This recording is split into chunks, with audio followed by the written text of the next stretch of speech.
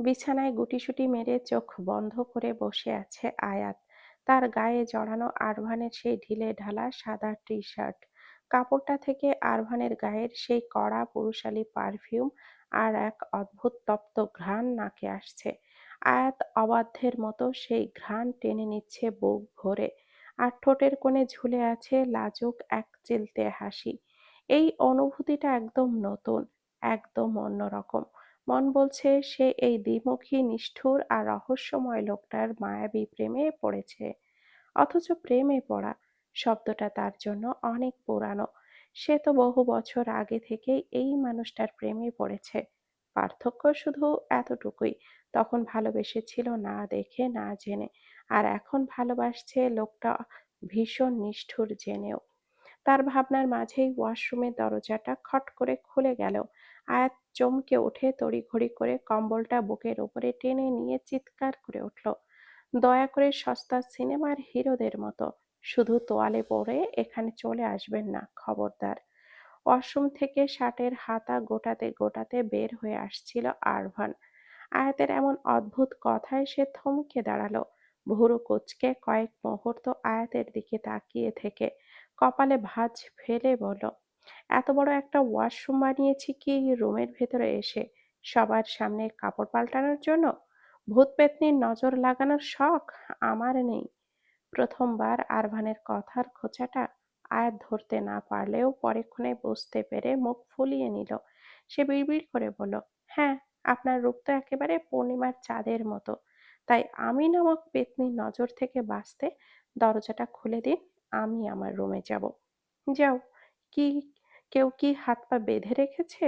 আরভান dressing টেবিলের সামনে গিয়ে চুল ঠিক করতে করতে নির্লিপ্ত স্বরে বলল। আয়াত বিরক্তির চরম সীমায় পৌঁছে গেল। সকাল থেকে দুপুর গড়িয়ে বিকাল হয়ে গেছে। লোকটা তাকে বিছানা থেকেও নামতে দিচ্ছে না। সারাক্ষণ সামনে বসে পাহারা দিচ্ছে। দরজায় পাসওয়ার্ড লক থাকায় সে নিজেও বের হতে পারছে না। ভাগ্য ভালো যে ফারহান ফোন করে আরভানকে কিছু একটা বলায় সে এখন বের হওয়ার প্রস্তুতি নিচ্ছে। নইলে হয়তো আজ আর এই মানুষের বন্দিশালা থেকে মুক্তি পাওয়া হতো না। আয়াত বিছানা ছেড়ে উঠে দাঁড়িয়ে বলল, লকের পাসওয়ার্ড বলুন, আমি নিজের হাতে খুলে চলে যাব। একটু থেমে আয়াত আবারও প্রশ্ন করল, আচ্ছা, আপনার এই রুমে এমন কি সোনাদানা আছে যার জন্য দরজায় এত কড়া পাসওয়ার্ড দিয়ে রাখতে হবে? আরভান আয়াতের দিকে ফিরে চুলে হাত বোলাতে বোলাতে বাঁকা হাসল। এই রুমে আমি আছি। আমার চেয়ে দামি কোনো সম্পদ এই দুনিয়ায় আর আছে বলে তো মনে হয় না। আয়াত কপালে হাত দিয়ে বিড়বিড় করল, হায় খোদা, এ কার পাল্লায় পড়লাম আমি? এত ন নার্সিসিস্ট মানুষ আমি জীবনেও দেখিনি। আয়াতের বাচনভঙ্গি দেখে আরভানের ঠোঁটের কোণে সত্যিকারের এক চিলতে হাসি ফুটে উঠল। আয়াত গম্ভীর হয়ে বলল, আপনি এভাবে আসবেন না। আপনার এই হাসি দেখলে আমার বড্ড ভয় হয়। আরভান এবার আয়াতের খুব কাছে এসে দাঁড়ালো। তার লম্বা ছায়াটা আয়াতের ওপরে পড়তেই আয়াত পিছু হটতে শুরু করলো। পেছাতে পেছাতে এক পর্যায়ে সে বিছানার ওপরে ধপ করে পড়ে গেল আর আরভান দুই পাশে হাত রেখে তার উপরে ঝুঁকে এলো। আয়াতের মনে হলো তার হৃৎপিণ্ড এখনই বুক চিরে বেরিয়ে আসবে। ভয় লাগে নাকি বুকটা খুব বেশি ধকধক করে? আরভানের ফিসফিসানির কণ্ঠ আয়াতের কানের লতিতে উষ্ণ ঢেউ তুলল। দূরে সরুন। আয়াত তোতলামি করে বলল, কেন? সারা রাত তো ছোট্ট বিড়াল ছানার মতো আমার বুকের ঠিক এইখানটাতে মুখ গুজে শুয়েছিলে। আরভান নিজের বুকের বাঁ পাশে হাত দিয়ে ইশারা করলো। কথাটা আরভান এমন মোহগ্রস্ত ভাবে বলল যে আয়াতের হৃৎপিণ্ড এক মুহূর্তের জন্য স্তব্ধ হয়ে গেল। তার গাল দুটো লজ্জায় রক্তবর্ণ হয়ে উঠল। আরভান আরো একটু ঝুঁকে আসতেই আয়াতের চোখ বন্ধ করে ফেলল। আরভান মুচকি হেসে আয়াতের নাজাল ডগায় একটা টোকা দিয়ে সোজা হয়ে দাঁড়ালো। তোমার এখন ভয় পাওয়া উচিত আয়াত। তোমার সাথে এখন থেকে অনেক কিছুই হতে পারে, তবে সেগুলো সব তোলা থাকলো। আপাতত আমি কাজে যাচ্ছি, একটা ইম্পর্টেন্ট বিজনেস পার্টি আছে। ক্লায়েন্টের সাথে ডিল শেষ করে ফিরতে লেট হতে পারে। ডেইজিকে তোমার সাথে থাকতে বলেছি। আমি না আসা পর্যন্ত সে তোমার খেয়াল রাখবে। আর সাবধান, আমি না আসা পর্যন্ত নিচে নামবে না, শুধু রেস্ট নেবে। আবার যদি জ্বর আসে সাথে সাথে আমায় কল দেবে, আমি সব ফেলে চলে আসবো। আরভানের এক নাগাড়ে বলা কথাগুলো শুনে আয়াত স্তব্ধ হয়ে গেল। যেন কথা বলার ভাষা হারিয়ে ফেলেছে সে। সামান্য জ্বরের জন্য কেউ এতটা ব্যাকুল হতে পারে, এতটা কেয়ার করতে পারে। এর আগেও সে বহুবার জ্বরে পড়েছে। কেউ তো এইভাবে মাথায় জলপট্টি দিয়ে সারা রাত জাগেনি। 12 বছর পর ফিরে আসা এই মানুষটা কেন তাকে এইভাবে আগলাচ্ছে? ভাবনাগুলো আয়াতের মনে জট পাকানোর আগেই আরভান দ্রুত পায়ে ঘর থেকে বেরিয়ে গেল। আয়াত শুধু শূন্য দৃষ্টিতে দরজার দিকে তাকিয়ে রইল। মানুষটা কি মায়াবী কোনো ধাঁধা নাকি আশ্রয়? এই ধোঁয়াশা যেন কাটছেই না। গভীর এক দীর্ঘশ্বাস নিয়ে যখন এক নতুন ভাবনার সাগরে আয়াত পাড়ি দিল, ঠিক তখনই দরজায় আবারও নকের শব্দ শোনা গেল। চরম বিরক্তি নিয়ে আয়াত বলে উঠল, একবার গিয়ে আবারও কেন ফিরে এসেছেন? আপনার কি একবারও মনে হয় না যে আপনি আজ বড্ড বেশি ডিস্টার্ব করছেন? কথাটা বলতে বলতে সে থমকে গেল। দরজায় আরভান নয়, বরং মার্জিত ভঙ্গিতে দাঁড়িয়ে আছেন এলিনা চৌধুরী। তিনি একবার পেছনে ফিরে তাকিয়ে চেক করে নিলেন আয়াত ঠিক কাকে উদ্দেশ্য করে কথাগুলো বলছে। তারপর মৃদু হেসে ঘরের ভেতরে এগিয়ে এলেন। আয়াত লজ্জিত হয়ে মাথা নিচু করল। হ্যাঁ, আসলে আমি ভেবেছিলাম। এলিনা চৌধুরী বিছানার পাশে এসে বসলেন। বুঝতে পেরেছি। আরভানকে ভেবেছিলে। ডেইজির কাছে শুনলাম তুমি নাকি জেদ করে বৃষ্টিতে ভিজে জ্বর বাঁধিয়েছ। তোমাদের মান অভিমান এখনো মেটেনি তার মানে। তা এখন শরীর কেমন লাগছে তোমার? এলিনা পরম মমতায় আয়াতের কপালে হাত দিয়ে তাপ মেপে নিলেন। জি, আলহামদুলিল্লাহ, এখন একটু ভালো লাগছে। আয়াত কিছুটা বিমূঢ় হয়ে এলিনার দিকে তাকিয়ে রইল। তার মাথায় তখন আরভানের বলা সেই পুরনো কথাগুলো ঘুরপাক খাচ্ছিল। কেন এই ভদ্র মহিলা বাংলাদেশ থেকে আরভানের ফেরার পর আয়াতের নাম শুনলে বিরক্ত হতেন? এমনকি প্রথম দিন এসে তিনি বলেছিলেন আরভানের সাথে তার সম্পর্কের টানাপোড়েনের কারণ পরোক্ষভাবে কিছুটা হলেও আয়াত এবং তার পরিবার দায়ী। মনের খচখচানি চাপা না দিয়ে আয়াত বলেই ফেলল, আমি কি আপনাকে একটা প্রশ্ন করতে পারি? এলিনা চৌধুরী হয়তো বুঝলেন আয়াতের মনে কি চলছে। তিনি শান্ত গলায় বললেন, প্রশ্নগুলো পরে জমা থাক আয়াত। এখন সময় খুব কম। তোমার সব প্রশ্নের উত্তর আমি দেব, তবে আজ নয়। এখন চট করে উঠে পড়ো তো।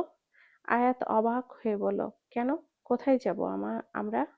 এক জায়গায় যাওয়ার আছে। পারবে তো, নাকি শরীর খুব বেশি দুর্বল লাগছে? শরীর সায় না দিলে আমি জোর করব না। এলিনার সামনে একটা প্যাকেট রেখে বলেন, এতে একটা শাড়ি আছে।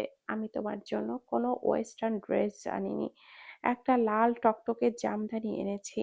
তুমি কি নিজে এটা পরে নিতে পারবে? আয়াত ইতস্ত করে বলল, পারবো, কিন্তু আরভানকে না বলে আমি কোথাও যাব না। ও নিচে নামতেও মানা করে গিয়েছে। এলিনা চৌধুরী এক প্রশান্তির হাসি হাসলেন। You trust me? তাহলে চলো। ভয় নেই, সেখানে তোমার স্বামীও আছে। এবার তো যাবে। আয়াত কি করবে বুঝতে পারল না, তবে এমন স্নেহ মাখা আহ্বানে সে আর না বলতে পারল না। শাড়িটা গায়ে জড়িয়ে কোমর সমান চুলগুলো এলিয়ে দিল। এলিনা তাকে খুব ন্যাচারাল এবং কিন্তু স্নিগ্ধভাবে সাজিয়ে দিলেন। আয়াতের মনে একটা খটকা থেকেই গেল, এলিনা যদি তাকে অপছন্দই করতেন, তবে সামনাসামনি হওয়ার পর থেকে কেন এত ভালোবাসার চাদরে আগলে রেখেছেন? গাড়িতে বসে আয়াত আবারও প্রশ্নটা করতে চেয়েছিল, কিন্তু এলিনা ফোনের ওপাশে একের পর এক বিজনেস কল অ্যাটেন্ড করতে এতটাই ব্যস্ত ছিলেন যে আয়াত আর সুযোগ পেল না। পার্টিতে প্রবেশ করতেই চারিদিকের চাকচিক্য আর আলোর রোশনাই আয়াতকে ধাঁধিয়ে দিল। পশ্চিমা ধাঁচের পার্টি, নারীদের খোলামেলা ওয়েস্টার্ন ড্রেস আর হাতে অ্যালকোহলের গ্লাস, সব মিলিয়ে এক অস্থির পরিবেশ। এলিনার হাত ধরে যখন আয়াত হলে প্রবেশ করলো, সবাই উৎসুক চোখে তাদের দিকে নিবদ্ধ হলো। এই আধুনিকতার ভিড়ে লাল শাড়ি পরিহিতা এক বাঙালি তরুণীকে যেন এক অপার্থিব সৌন্দর্যের মতো লাগছিল। কিন্তু আয়াতের চোখ তখন ভিড়ের মাঝে আরভানকে খুঁজতে ব্যস্ত হয়ে পড়ল। এলিনা তাকে কিছু পরিচিত নারীর সাথে পরিচয় করিয়ে দিচ্ছিলেন। হঠাৎ আয়াতের চোখ পড়ল এক কোণে জেসিকা একদল তরুণের সাথে আড্ডা দিচ্ছে। আরভান এখানে? আর জেসিকাও এখানে? ভাবতেই আয়াতের মাথায় রক্ত চড়ে গেল। চোখ ঘোরাতেই সে দেখল আরশাদ চৌধুরীকে। সেই প্রথম দিনের মতো আজও আরশাদ চৌধুরী অপলক চোখে এবং অদ্ভুত তৃষ্ণার্ত দৃষ্টিতে আয়াতের দিকে তাকিয়ে আছেন। আয়াত অস্বস্তিতে পড়ে সৌজন্যমূলক এক চিলতে হাসি দিয়ে নজর ঘুরিয়ে নিল। তার দম বন্ধ হয়ে আসছে। নিজেকে এই কৃত্রিম কোলাহল থেকে একটু আড়াল করা প্রয়োজন মনে করে সে এলিনার কানে ফিসফিস করে বলল, আমি একটু ওয়াশরুম থেকে আসছি, চলো আমি সাথে যাচ্ছি। না, লাগবে না, আপনি এখানে থাকুন, আমি একাই যেতে পারবো, আপনি সবার সাথে কথা বলুন। এলিনা ইস্তস্ত করলেও পাশ থেকে একজন পরিচিত নারী তাকে ডেকে ফেলায় তিনি রাজি হলেন। আয়াত দ্রুত পা চালিয়ে ভিড় এড়িয়ে ওয়াশরুমের দিকে এগোতে লাগলো। এদিকে আরভান তখন গুরুত্বপূর্ণ ডিল পেপারে সই করছে। ফারহান নিচু স্বরে কানে কানে কিছু বলতেই আরভানের কপালের শিরা ফুলে উঠল। সামনে তাকাতেই সে মানুষটার ভিড়ে ফাঁকা দিয়ে নজর পড়ল আয়াতের ওপর। যেন আকাশ থেকে কোনো লাল পরী মাটিতে নেমে এসেছে।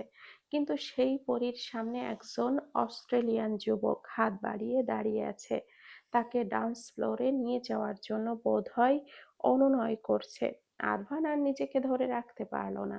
সে ক্ষিপ্র গতিতে এগিয়ে গিয়ে পেছন থেকে ওই যুবকের হাতটা সজোরে মুষড়ে ধরল। তার কানে ফিসফিস করে হিংস্র স্বরে বলল, নিজের হাতটা কি আজই দান করে দিতে চাও, নাকি না জেনেই ভুল করেছো? যুবকটি যন্ত্রণায় কুঁকড়ে গিয়ে বলল, sorry mister Revi, my mistake. আমি জানতাম না উনি আপনার পরিচিত। She is Mrs Arvan Chowdhury. So get lost before I lose my cool. Arvan তাকে এক ধাক্কায় সরিয়ে দিল। এমন খুনে মেজাজ দেখে যুবকটি প্রাণ ভয়ে পালিয়ে গেল। আকস্মিক এই কাণ্ড দেখে আয়াত কিছুটা ভয় পেলেও নিজেকে সামলে নিল। আরভান আয়াতের সামনে এসে দাঁড়িয়ে খুব শান্ত কিন্তু গম্ভীর কণ্ঠে বলল, তুমি এখানে কিভাবে এলে? কে নিয়ে এসেছে তোমাকে এই অসুস্থ শরীর নিয়ে? এখানে তোমার কাজটা কি? আয়াত কিছু বলার আগেই এলিনা চৌধুরী সেখানে উপস্থিত হলেন। আমি নিয়ে এসেছি ওকে। আরভান, তোমার সাথে আমার কিছু কথা আছে। আপনার কথা আপনার কাছেই রাখুন। একটা অসুস্থ মেয়েকে আপনি কোন আক্কেলে এখানে নিয়ে এসেছেন? কার পারমিশন নিয়েছেন আপনি? এলিনা বুঝলেন ছেলেকে এখন শান্ত করা সম্ভব না। তাই এক প্রকার বাধ্য হয়ে আরভানকে এক পাশে টেনে নিয়ে গেলেন। প্রথমে আরভান ক্ষিপ্ত থাকলেও এলিনা যখন নিচু স্বরে কিছু গোপন কথা তাকে শোনালেন, তখন আরভান একদম স্থির হয়ে গেল। এলিনা শান্ত গলায় বলেন, সময় এসেছে তোমাদের দুজনেরই কিছু সত্যের মুখোমুখি হওয়ার। আরভান তার দিকে তীক্ষ্ণ দৃষ্টি দিয়ে আর সেখানে এক মুহূর্ত দাঁড়ালো না। সে দ্রুত পায়ে আয়াতের দিকে পা বাড়ালো। আয়াত দূর থেকে মা ছেলের এক এমন বাকবিতণ্ডা দেখছিল। এই রহস্যময় আচরণ সে কিছুই বুঝতে পারছিল না। সে অস্বস্তি কাটাতে আবারও ওয়াশরুমের দিকে পা বাড়াতেই আরভান পেছন থেকে তার হাতটা ধরে এক হ্যাচকা টান দিয়ে নিজের বুকের খুব কাছে নিয়ে এলো। আয়াত সজোরে আরভানের প্রশস্ত বুকে আছড়ে পড়ল। আরভান ওর কোমরের বাঁধন আরো শক্ত করে নিজের সাথে মিশিয়ে নিল। আয়াতের পিঠ আরভানের শক্ত বুকের সাথে মিশে গেল। আরভানের তপ্ত নিঃশ্বাস আয়াতের ঘাড়ের ওপরে আছড়ে পড়ছে। আরভানের চোখের সেই তেজ আর ক্ষিপ্রতা যেন মুহূর্তেই অন্য এক মাদকতায় রূপ নিল। ওর চোখের মণি দুটো আজ বড্ড নেশাক্ত হয়ে উঠেছে। আরভান আয়াতের কানের খুব কাছে মুখ নিয়ে তপ্ত স্বরে বলল, আপনাকে বিছানা থেকে এক পাও নিচে নামতে বারণ করেছিলাম। আর আপনি আমার নিষেধ অমান্য করে অন্য কারোর কথায় সোজা পার্টিতে চলে আসলেন। আয়াত নিজেকে ছাড়ানোর বৃথা চেষ্টা করলে অভিমানে মুখ ফিরিয়ে বলল, কেন? আমি এসেছি বলে বুঝি খুব সমস্যা হয়ে গেল? আপনার সাজানো ফিয়ন্সে জেসিকার সাথে একান্ত মুহূর্ত কাটাতে বোধহয় একটু ব্যাঘাত ঘটছে, তাই না? কথাটা বলেই আয়াত হাত ছাড়িয়ে ওয়াশরুমের দিকে দৌড় দিতে চাইল, কিন্তু আরভানের এই বলিষ্ঠ বাহুডোরের কাছে সে বড়ই অসহায়। আরভান এক ঝটকায় ওকে দেওয়ালের সাথে চেপে ধরল। ওর চুলের ভাঁজে নিজের মুখ ডুবিয়ে গভীর এক ঘ্রাণ নিয়ে আরভান ফিসফিস করে বলল, শাড়ি কেন পরেছেন ম্যাডাম? এই দুর্বল শরীর আর মায়াবী সাজ দিয়ে কি আজ আমাকে পাগল করার পরিকল্পনা করেছেন? আপনি কি জানেন এই লাল রংটা আমার মস্তিষ্কের শিরায় আগুন ধরিয়ে দিচ্ছে? আয়াতের হৃৎপিণ্ড তখন ড্রাম পেটাচ্ছে। সে কাঁপা কাঁপা গলায় বলল, বাজে কথা বলবেন না। আমার শরীর পুরোপুরি ঢাকা আছে। আরফান এবার আয়াতের চিবুক ধরে নিজের দিকে ফেরালো। আয়াতের কপালে কপাল ঠেকিয়ে আরফান তার গভীর মায়াবী চোখে তাকিয়ে বলল, ঢাকা আছে বলেই তো রহস্যটা বেশি কাজ করছে আয়াত। আমার চোখের সামনে তো তোমার সেই নরম কোমল আর মেদহীন অদরের অনাবৃত দৃশ্যটা ভাসছে। এই শাড়ির প্রতিটি ভাঁজে তুমি আমার নেশা ধরিয়ে দিচ্ছ আয়াত। মনে হচ্ছে তোমাকে এখনই এই কোলাহল থেকে দূরে কোনো নির্জনতায় নিয়ে যাই। আরভানের তপ্ত নিঃশ্বাস আয়াতের ঠোঁটের খুব কাছে আশ্রে পড়ছে। আরভানের হাত যখন আয়াতের শাড়ির পাতলা আবরণ ভেদ করে উন্মুক্ত ত্বকে উষ্ণতায় স্পর্শ করতে চাইল, আয়াত শিউরে উঠে আরভানের হাতটা চেপে ধরল। তার বুকটা দ্রুত ওঠানামা করছে। আপনিই তো বলেছিলেন আমি যেন আপনার থেকে দূরে থাকি, তবে এখন এত কাছে কেন থাকছেন? আয়াত কোনো মতে কাপা গলায় প্রশ্নটা করলো। আরভান আয়াতের কানের লতিতে ঠোঁট ছুঁয়ে দিয়ে নেশাতুর কণ্ঠে বলল, আপনি যদি বারবার আমার আদেশ অমান্য করতে পারেন, তবে আমিও আমার দেওয়া প্রতিজ্ঞা ভেঙে আপনার নিঃশ্বাসের অনেকটা কাছে চলে আসতে দ্বিধা করব না মিসেস আরভান। মিসেস আরভান ডাকটা শুনতেই আয়াতের সারা শরীরে বিদ্যুতের ঝলক বয়ে গেল। আরভান এবার ওর গাল আর ঘাড়ের সন্ধিস্থলে নিজের শীতল নাকটা ঘষতে শুরু করলো। আয়াত পাথরের মতো শক্ত হয়ে দাঁড়িয়ে রইল। লোকটা আজ বড্ড অস্বাভাবিক আচরণ করছে। যখন তখন যেভাবে পারছে ওকে ছুঁতে চাইছে। সে কি জানে না এই ছোঁয়ায় আয়াতের ভেতরটা কতটা ওলটপালট হয়ে যাচ্ছে। হঠাৎ আরভানের হাত আয়াতের গাল স্লাইড করতে যেতেই সে অস্থির হয়ে উঠল। গাল থেকে হাত সরিয়ে কপালে ছুঁয়ে আরভান ব্যাকুল হয়ে বলল, আয়াত, তোমার শরীর আবার গরম হচ্ছে। মনে হচ্ছে জ্বরটা ফিরে আসবে। অনেক হয়েছে, চলো বাড়ি ফিরি। এই শাড়িতে তোমাকে দেখার ধৈর্য আর শক্তি দুটোই আমার ফুরিয়ে আসছে। এর চেয়ে বেশি সময় এখানে থাকলে আমি হয়তো সবার সামনে অঘটন ঘটিয়ে ফেলবো। প্রথম কথায় আরভানের উদ্বেগ বুঝলেও শেষ কথার ইঙ্গিত বুঝতে আয়াতের আর বাকি রইল না। কথাগুলো আরভান এতটাই সোজাসুজি আর ঠোঁটকাটা ভাবে বলল যে একরাশ লজ্জা আর অস্বস্তি আয়াতকে গ্রাস করলো। সে আরভানকে সজোরে এক ধাক্কা দিয়ে দ্রুত পায়ে ওয়াশরুমের দরজার দিকে এগিয়ে যেতে চাইল। লোকটা এতটাই বেপরোয়া যে তার ভাবনার বাহিরেও ছিল, কিন্তু তার যাওয়া একবারও হলো না। আরভান শাড়ির আঁচল টেনে ধরল। আয়াত ঘুরে দাঁড়িয়ে রাগী চোখে তাকাতেই আরভান এক টানে তাকে আবারও কাছে নিয়ে এলো। শাড়ি পরে সামলাতে পারো না, আবার বড় বড় কথা। চলো, এখান থেকে চলো, না হলে আমিই হয়তো বড় কোনো ভুল করে ফেলবো। আরভান তার চোখের গভীরে তাকিয়ে ফিসফিস করে বলল। আয়াত আবারও তাকে ধাক্কা দিয়ে পিছিয়ে গেল। আপনি একটা আস্ত অসভ্য, সাথে অশ্লীল। সুযোগ বুঝে আয়াত কোনো মতে নিজেকে ছাড়িয়ে নিয়ে ওয়াশরুমের ভেতরে ঢুকে পড়ল। ভেতরের থেকে চেঁচিয়ে বলল, খবরদার, ওটা ওমেন্স ওয়াশরুম, ভেতরে আসার চেষ্টা করবেন না একদম। আরভান ঠোঁটের কোণে বাঁকা হাসি নিয়ে দরজার সামনে দাঁড়িয়ে রইল। তার চোখে মুখে তখন এক আদিম বিজয়ীর তৃপ্তি। সে মনে মনে ভাবল, এই মেয়েটা কি জানে না কোনো স্বামী তার স্ত্রীকে এমন সাজে দেখলে কতটা দিগ্ভ্রান্ত হয়ে যেতে পারে। আরভান বাহিরে দাঁড়িয়ে ঠোঁটের কোণে সেই বাঁকা হাসি নিয়ে নিজের চুলগুলো ঠিক করে নিল। ঠিক সেই মুহূর্তেই পেছন থেকে এক তীক্ষ্ণ নারী কণ্ঠ ভেসে এলো, এভি ইন্টেলের মালিকের কি অধঃপতন! এখন কিনা এই 2 টাকার মেয়ের জন্য ওমেন্স ওয়াশরুমের সামনে পাহারা দিতে হচ্ছে। খুবই লজ্জাজনক, মিস্টার আরভান চৌধুরী।